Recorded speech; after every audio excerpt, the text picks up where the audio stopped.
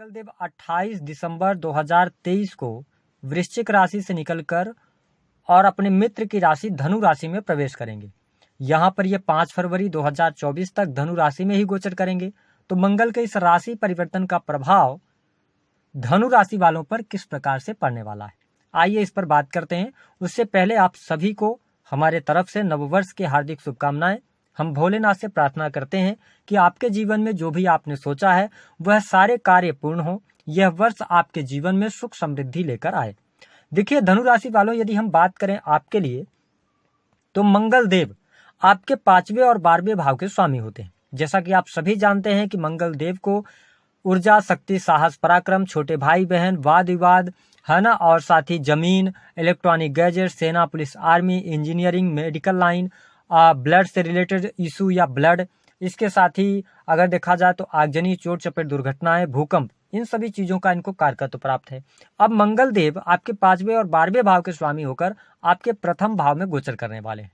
तो आइए जानते हैं क्या प्रभाव है। तो देखिए प्रथम भाव में मंगल देव के आने की वजह से पहली बात तो यह है कि आप बहुत ज्यादा कॉन्फिडेंट रहेंगे, यानी अपनी बातों को लेकर आप लोगों को अट्रैक्ट करने में सफल हो जाएंगे। साथ ही आपके व्यक्तित्व में भी निखार आएगा, आप एनर्जी से भरे रहेंगे। पहली बात यह है। दूसरी स्थिति यह है कि आपके ज्ञान में भी वृद्धि होगी, क्योंकि गुरुदेव बृहस्पति भी लगन पर दृष्टि डाल रहे हैं, सूर्य देव भी लगन में बैठे हुए हैं। तो इसका मतलब यह है कि आपके व्यक्तित्व के लिए यह टाइम पीरियड बहुत अच्छा रहेगा।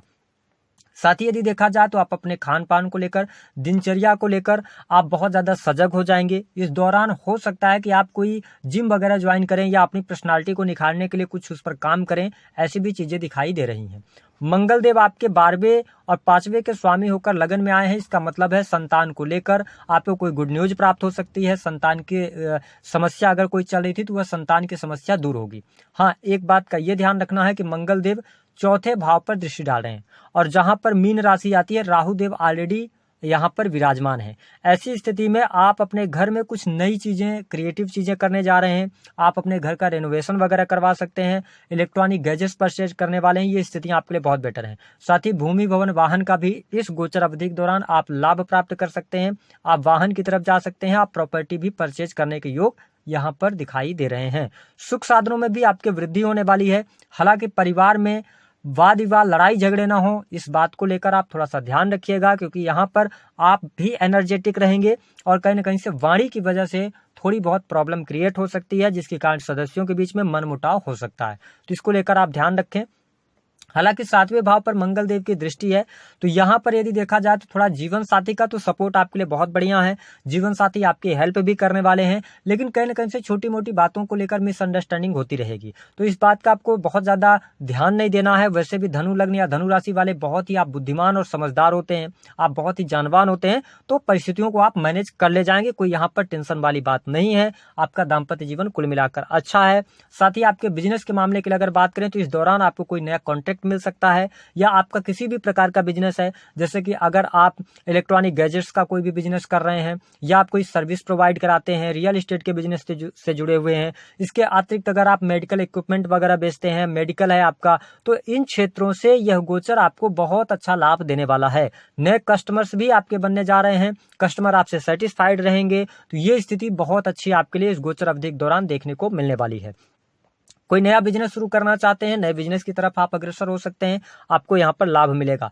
जो लोग नौकरी कर रहे हैं उनके लिए भी यह समय अवधि बहुत ही अच्छी रहने वाली है। नौकरी कर रहे जातकों को प्रमोशन के योग यहाँ पर बनते हुए नजर आ रहे हैं। सेना, पुलिस, आर्मी में अगर आप कार्यरत हैं तो यह जो गोचर है यह आपको लाभ देने का कार्य करेगा। साथ ही 12वें भाव के स्वामी होकर भी मंगल देव लगन में आए हैं, तो आप अपने ऊपर कुछ खर्च कर सकते हैं, आप शॉपिंग वगैरह कर सकते हैं, अपने लिए कुछ महंगी आइटम्स भी आप परचेज करने वाले हैं, क्योंकि सूर्य भी यहाँ पर है और गुरुदेव बृहस्पति की दृष्टि पड़ रही है। तो कहीं ना कहीं से परिस्थितियां आपके लिए बेटर है। साथ ही विदेशी भूमि से आपको बहुत अच्छा लाभ हो रहा है।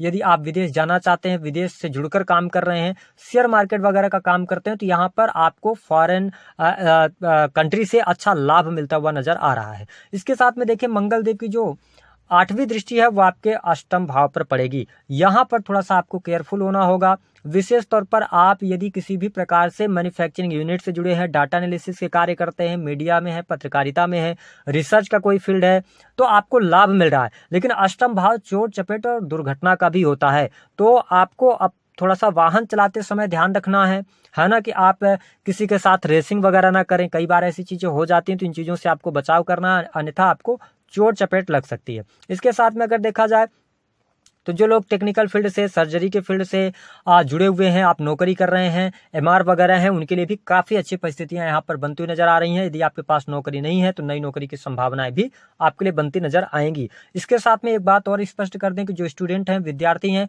उनके लिए भी यह गोचर अवधि काफ़ी अच्छी रहने वाली है। जैसा कि मैंने बताया कि टेक्निकल फील्ड, IT फील्ड से जुड़े स्टूडेंट के लिए, मेडिकल लाइन से जुड़े स्टूडेंट के लिए काफ़ी अच्छा यह टाइम फ्रेम रहेगा। जो लोग उस स्पोर्ट्स पर्सन हैं, उनके लिए भी यह गोचर काफ़ी अच्छा साबित होने जा रहा है। इसके साथ में यदि देखा जाए तो संतान का सुख और आपके घर परिवार में किसी के शादी होने का योग बनता है, यानी कि काफी अच्छी परिस्थिति धनु लग्न और धनु राशि वालों के लिए बन रही है मंगल की इस गोचर अवधि के दौरान। सेना, पुलिस, आर्मी में है तो अच्छा है। अब ध्यान क्या रखना है? ध्यान यह रखना है कि लगन में मंगल और सूर्य की युति है 14 जनवरी 2024 तक। यहां पर आपको थोड़ा सा वाद विवाद को जितना हो सके उतना टालने का प्रयास करना है, अन्यथा उसमें आप उलझेंगे तो आपका नुकसान होगा, पैसे का भी और समय का भी।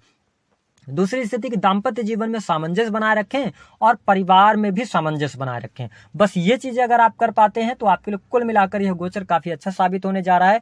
उपाय आप क्या कर सकते हैं? देखिए, उपाय के तौर पर स्पष्ट कर दें कि आप जो गुड़ होता है उसकी आप छोटी सी डली लें और मंगलवार के दिन अपने हथेली पर उसको आप बारीक पीस कर और लेप लगाकर 5 मिनट बाद धुल दें।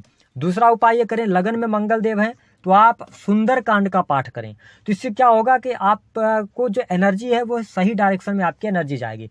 तीसरी स्थिति और एक उपाय आप कर सकते हैं कि लाल फलों का दान भी आप किसी को दे सकते हैं, जरूरतमंद को। इससे भी आपको लाभ अवश्य मिलेगा। तो दी गई जानकारी पसंद आई तो वीडियो को लाइक करें, चैनल को सब्सक्राइब करें, जितना हो सके शेयर करना ना भूलें। मंगलदेव